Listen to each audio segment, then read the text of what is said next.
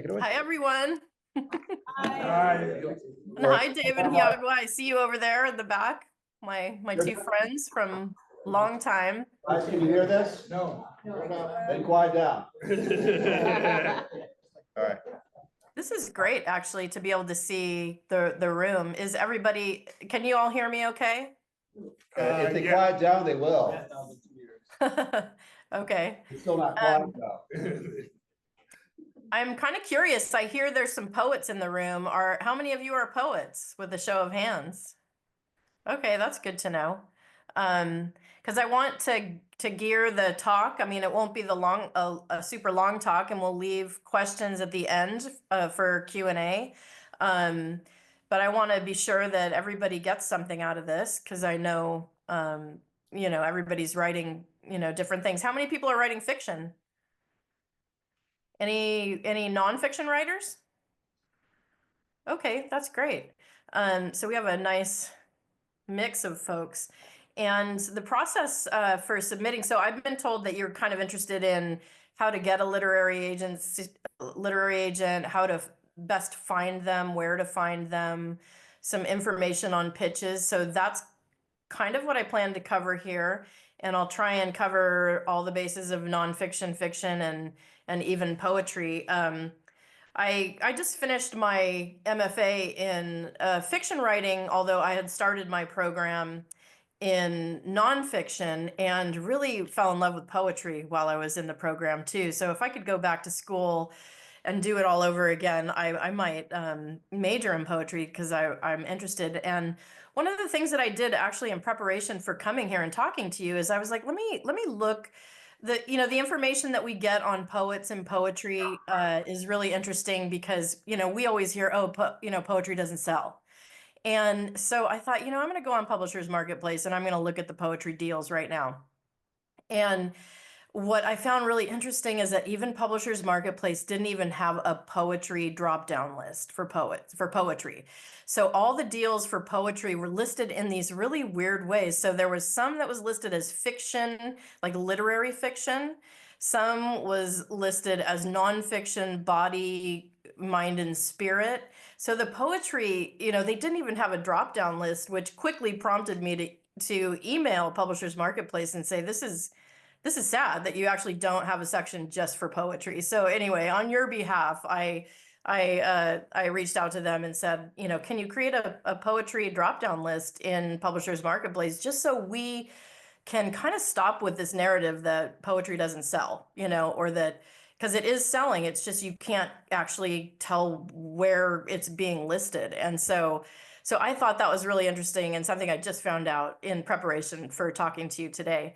And one thing that I always suggest to writers and try to do myself is to actually take poetry classes or workshops and read poetry, because it's the one practice I think that can help us raise our language ability, so to speak, because poets are always tasked with saying the most with the fewest amount of words or number of words, and using word choice that's unusual, and not basically grabbing the lowest hanging fruit of language. And that's the reason that I went into an MFA program myself, was to learn how to not kind of sell myself short with language, and to really learn how to work on the line level. Because sometimes we have the plot down, we have our characters, but then it comes down also to the prose itself and the beauty of your ability to use language. And so here I am starting out with a talk on poetry, but I just wanted to share that with you, because that was something that was prompted a little, alley I went down, that was prompted by giving a talk to the class here today. So I thought that was really interesting to find out that even in publishing ourselves, we don't, in one of our main avenues for looking at deals and finding contact information, which is Publishers Marketplace, they didn't even have a poetry designation in their list. So I thought that was really interesting. So in terms of how to find a literary agent, probably the the one place that I think you can find a lot of contact information is Publishers Marketplace. And I know some of you are probably aware of Publishers Marketplace and maybe others aren't, but it's the place that we go as publishing professionals to see what deals are happening on a day-to-day basis, because they list publishers and agents that make deals. They list the deals in Publishers Marketplace. And so it's a great resource. I think it's about $25 a month. And maybe it's not as useful if you're not shopping your manuscript at the moment. Sometimes we suggest people, well, why don't you just get a subscription for 3 months if you are at that stage where you think you're going to start shopping your work and trying to find an agent or trying to find a publisher. But it's also one of those places where you get news, like there's news on a regular basis. There are actually job openings on a regular basis. And there's all the contact information of agents and agents and editors that are buying and selling books. So if you notice a deal, so they'll list in these little paragraph style, like a paragraph or a summary that when a deal happens. So if I sell a book, I submit this little paragraph that shows who I sold it to, editor at what publishing house, and they have actual links. So you can kind of tap on the link of that person's name and it takes you to what publishing house they work for. And there's also usually a link to their contact page. So it has all their contact information as well.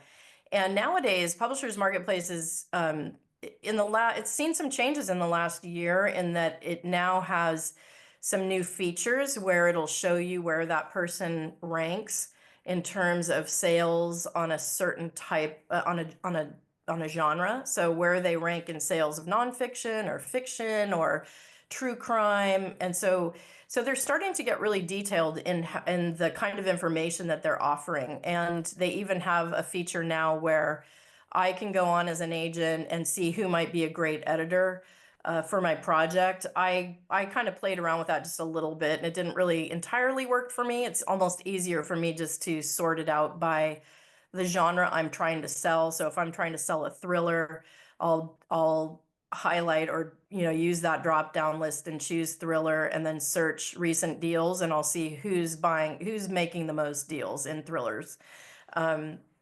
So it's a really good opportunity for writers to always, and also to be kind of in the know of what's being sold. Like you can kind of see the trends. And as we think about publishing, right, it's usually a 9 to 12 month cycle. So once we sell something, it goes into that production cycle, and sometimes isn't out for a year or more, or sometimes less. Sometimes they want to push production on it. So you can kind of see what the trends are and what's happening by just paying attention to the deals. So my boss has a tendency, she goes on there every day. I don't go on there every day. I'm more on there when I'm trying to actively sell a project.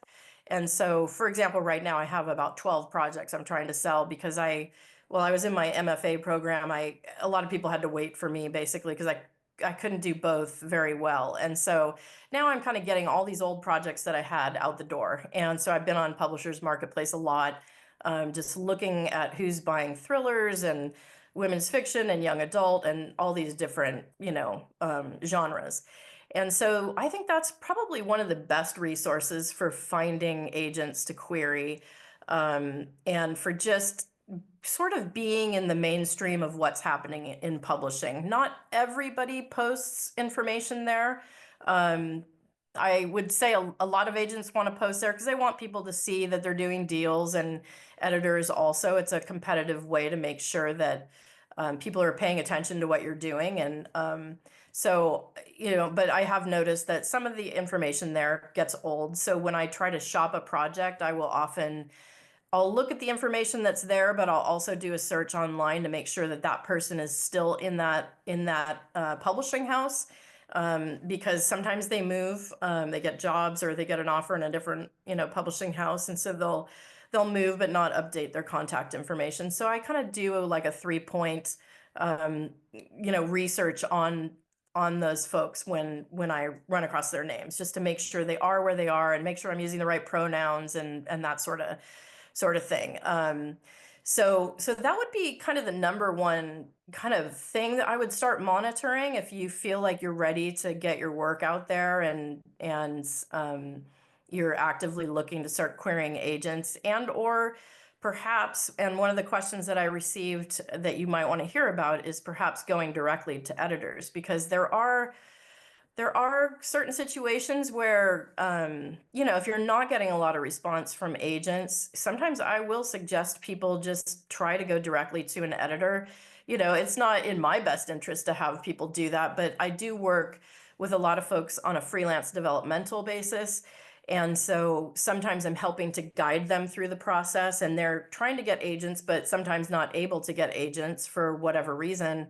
And so there's one example I can give of a man who's written a memoir that is kind of like alternating points of view between his point of view and his father's point of view, who has since passed, but his father had a World War II story. And I was doing some research looking at bios of editors, and I noticed that this one editor at, I think it was Kensington, would look at anything that was written about World War II.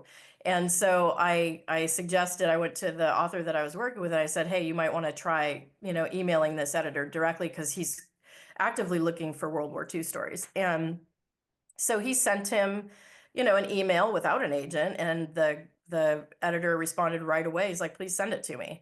So it can happen that that editors, they don't really talk about doing backroom deals directly with authors, but they do. I've had a lot of authors come to me and say, I already have a deal. Can you represent me? But there also is a situation where you might get an offer from an editor, and then they would ask you to go find an agent. But that's probably the easiest situation to be in, where you already have if you have an offer and you have to go looking for an agent, a lot of agents are going to be interested in the ease of that situation. I haven't really taken on many authors in that situation because you also have to be ready in case something goes south to represent that project. So I have to treat those projects personally. I treat them like any other project. I might look at them quickly to see if it's a project I think I could represent, but I do feel like I have to look at that project in full and not just take it on because that person says they have a deal. But there are those kind of situations that do happen. So that is a way that I suggest, because I do feel that it's really hard to get through to agents, right? I mean, as an agent, we're always we have a huge backlog and volume of projects to read at all times. And not to mention a client list that is active. And so for me, unfortunately, submissions are usually kind of the lowest thing on my list, unless I'm actively, like, finally kind of clear of a lot of projects and a lot of whatever drama I might have going on with clients or that sort of thing. So it can be kind of painstaking to wait and wait and wait, or not hear from agents, or not feel like you're getting anywhere. And so oftentimes I'll suggest that people either go directly to some editors. The editors will tell you right away if they're not going to look at your project because you're not an agent, or they will agree to look at your project maybe if they're a mid-level house, or some of these publishers, I think, like Tor Forge, that does thrillers and mysteries, and they also do fantasy sci-fi, like they do have like an author portal where they work directly with authors. And so you will find some of those situations. And so I kind of figure, from the author perspective, just try it all. Again, I'm very pro author because I started out in publishing wanting to get my own work published, and that's since taken a massive backseat in my life, and unfortunately. So I really understand and identify with authors and the struggle and also the frustration of trying to get published. So the other way that I think can also gain you some that might help you get published is to try and publish essays, whether you're writing fiction or nonfiction. Even if you're a fiction writer, but maybe you've done a lot of research based on the topic of your project, to possibly write an essay about that particular topic. Say you're writing a cozy and it's a crocheting cozy, and maybe you've learned something really amazing about crocheting or whatever, subject matter. Because I know even for the fiction project that I'm working on, I've done so much research on Google Earth, looking at landscape and looking at different possible settings to place my characters. And I've learned a lot just about all sorts of different things. So there may be some kind of research that you've done that makes you a semi-expert in a subject matter that perhaps you can get an article written, find a place to place an article or an essay. Or if you're a poet, obviously to be trying to place your poetry in journals. If you're a poet and one of the ways that we say for poets to kind of value their collection is to have the individual pieces of your poetry published in notable places. So if you're able to get your work published in some notable journals, that sort of adds to the attraction of your collection. And so that's one thing that we suggest on a regular basis. When I was in my program, one of the books that I was required to read was the best short stories, I think, of 2022, best American short stories of 2022. Probably 2023 is out now or on its way out. But one of the things I found really interesting or valuable is at the back of that collection, they had over 100 journals listed, like literary journals listed at the very back. And I don't think they would be probably listing ones that aren't good ones. But this, I thought, I'm going to save the book just for that reason, because, if I do ever work with my own poetry or write, actually in my program, I probably wrote about 5 or 6 long form essays. Those are the places that I'm going to go to try to get them published. And so you're not looking for, online virtual. Well, there are probably some notable places that are online and that you can get your work published. But ideally, you're going to kind of try for something that is recognized in publishing as a really legit, place to publish your work, so that helps to kind of value your overall, poetry collection. And so we suggest the same thing with short story writers. If you're going to write, an anthology or a collection of short stories, that if those short stories have also been placed somewhere, like say you have a, essay in modern love or something like that. That would be something that you would add to kind of your query process, and editors and agents would take note of that if you've managed to get your work published in some of these kind of famous places, for either poetry or short stories and that sort of thing. So there are ways, and this is one thing we studied also in my class, and also a way that we as agents operate is, if I notice, say, for example, influencers on social media, I have offered to represent some people I just see on social media that are influencers on a certain topic that I'm interested in and that I think I can sell. So, there's one that I tend to watch that talks a lot about communication, and another one who does, animal communication. So there are different things that I'm personally interested in that I would take a shot at trying to sell, just based on having seen these people over and over again on social media talking about the subject that they love. And not all of us want to be on social media. I totally get that. Like I don't even want to be on social media, but even I'm like, okay, maybe I can do some publishing tips, on social media. At some point, I'm not really there yet, but it's just to kind of suggest that there are ways that you can get noticed for what you do, and agents and editors are paying attention. So at a certain point on social media, people pay attention, in terms of numbers. I do have a nonfiction writer who writes about relationships. I think her book is about that I'm currently trying to sell. That's about kind of aging more gracefully in midlife, and she just decided to start doing TikTok. She's about 65, maybe, and she immediately in the first TikTok thing she put out there, she had 40,000 views. And so I was like, keep that up, so that it'll help us to sell her project, which I think may or may not be a little oversaturated in the marketplace right now. So, and then, so the thing that I was going to mention before I went off onto the social media was that there were a few articles that we studied in my nonfiction program that were essay kind of form, but they were kind of beautifully written or on unusual subject matter. And those projects, all 5 of them, I think, managed to land agents once they published their essay. So, that, and I think some of the mediums that they were publishing in might have been like Vox or Medium, the publishing medium online. Of course, like Modern Love always gets people's attention. I can't remember the other one. Vice is another one.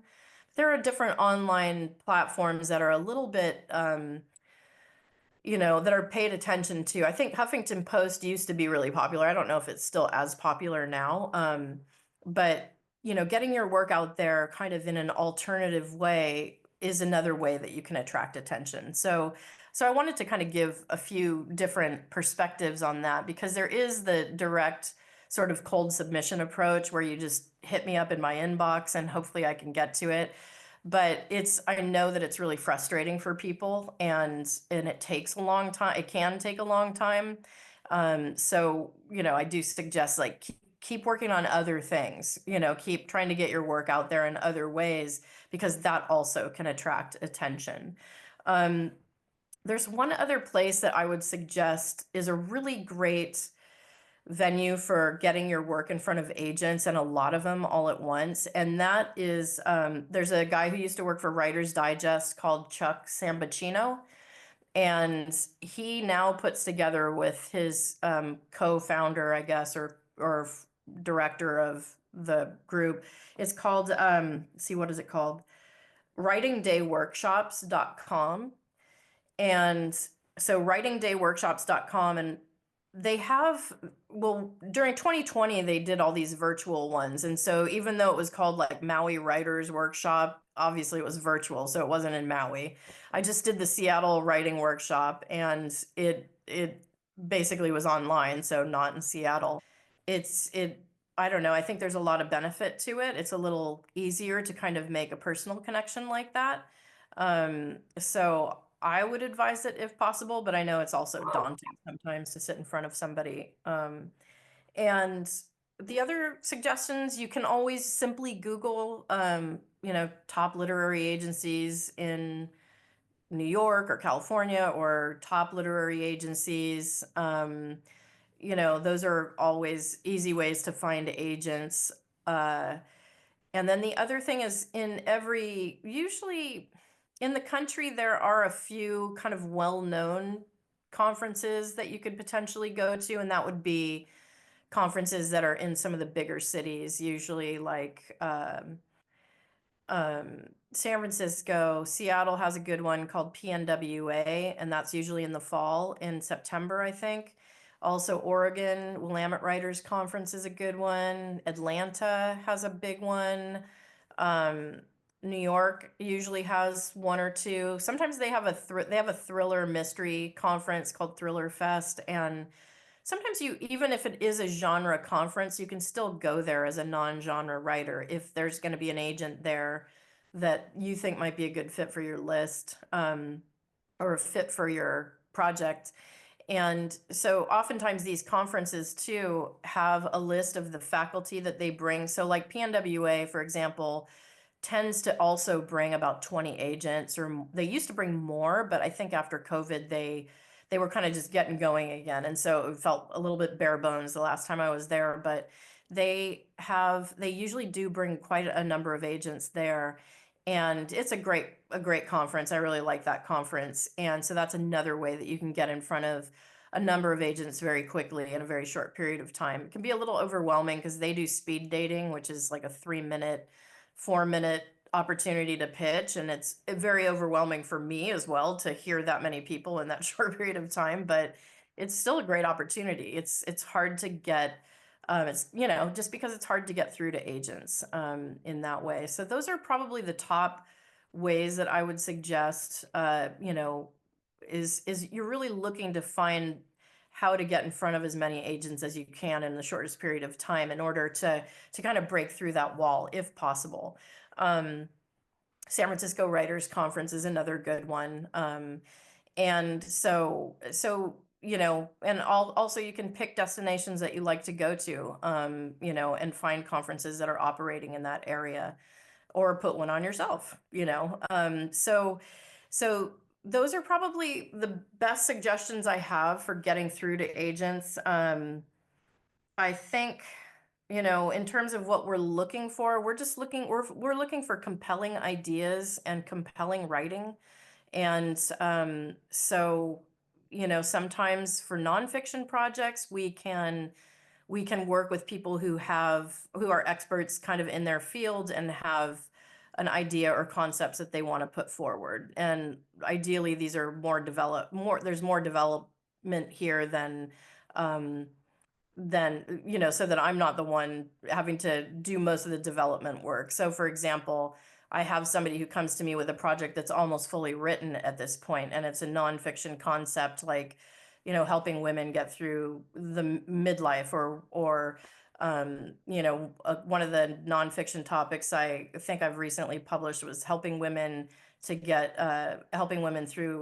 fertility issues through foods, like using foods to help with fertility, or nesting, what they call bird nesting, for parents that are divorcing to keep the child in the home and the parents come and go from the home. So these are a couple of the nonfiction projects I've worked on, and they've come to me at varying stages of development. So I might really like an idea and sign a person based on the idea, and they go away to write the first 3 chapters so I can try and sell it. And so both of these projects I sold on 3 or 4 chapters.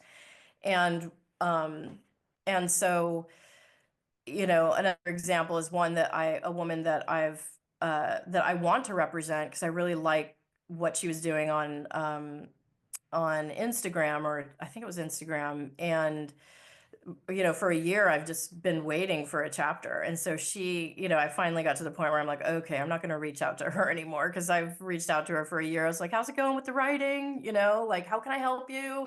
And she just doesn't have the time to get it down. And so even though we're under contract, and I'm not trying to keep anybody that doesn't want to be here, I'm not gonna, we wouldn't try to hold somebody to that contract if they just can't, write the book, of course. So there are those kinds of situations that, occur. Ideally, the projects come to me kind of almost at least more than half baked, so that just kind of goes to show that anybody that's writing nonfiction, with the exception of memoir, if you're writing memoir, the story has to be complete, unless you're a celebrity, or unless there's some reason that there might be a way to kind of get you through the door without a complete project. But usually for other types of nonfiction, like narrative nonfiction or creative nonfiction or self-help, I only need 3 chapters to sell a project like that, but a full book proposal with that project. So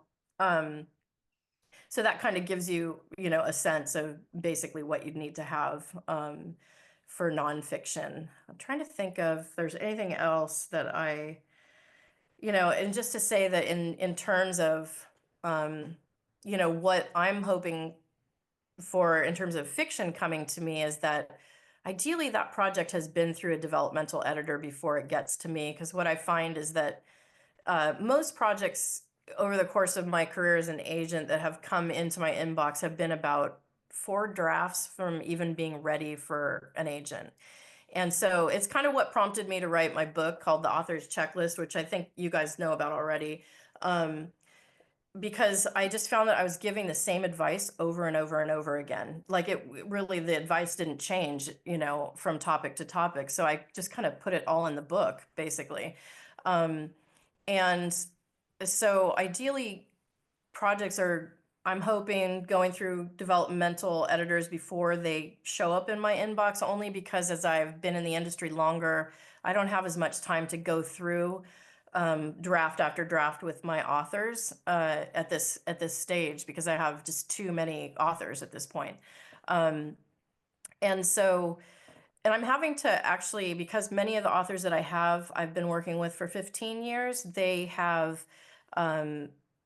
they kind of got used to me working with them developmentally from kind of like earlier drafts of their manuscript. Because when you're newer in the industry as an agent, you're willing to, it's not willingness, it's more ability to kind of work with somebody over the course of a couple drafts before taking it out to try and sell it. But as you're in the industry longer and you have a bigger list of clients, it makes it harder for me to do 3 drafts with somebody I've been working with for 15 years. You know, I'm actually having to tell some of my clients, I really need you to send this to a developmental editor before it comes to me, because I can't work on first draft material. It's just, it makes it really hard as an agent, because I don't get paid for any of the advice I give, any of the platform building that I give, any foundational work I put into you as a writer. I don't get paid for any of that, and until I sell your project. And oftentimes I can't sell projects, and I sell them for very little. And then that means my pay for this author that I've been working with for a number of years is less than $1,000, you know? So it's kind of forced me into that position to really try to get my authors to do all the work that they can before the project comes to me, so that the investment is fair. Because it doesn't, at this point, you know, with many of my writers, it's not a fair, you know, it's unequal, basically. And you know, the hope is that will shift or change, but it doesn't always in many situations. Like, and sometimes people write a book and they just decide they're kind of done. Like, they don't have any more writing that they want to do beyond a series. And I think sometimes, you know, a writer's career can kind of change. Like, you can get a book series published, or a series, maybe you're writing mysteries and you can get a book series published, and then after 2 books, maybe the book isn't doing so well, so they decide not to publish you anymore, or they drop the series. And so you kind of have to always be thinking of your next thing. And some people, basically, they just had that one series they wanted to get out, and they decide to kind of move on. So I'm thinking that since you guys are all in a writing group, that you've all been writing for a really long time, so and are not gonna necessarily give up writing if you know, if your series gets dropped, that sort of thing. But so I guess, so we're at the 4:30 mark, so or on my end at the, I guess that's 7:30 for you. Can we take some questions? Yeah.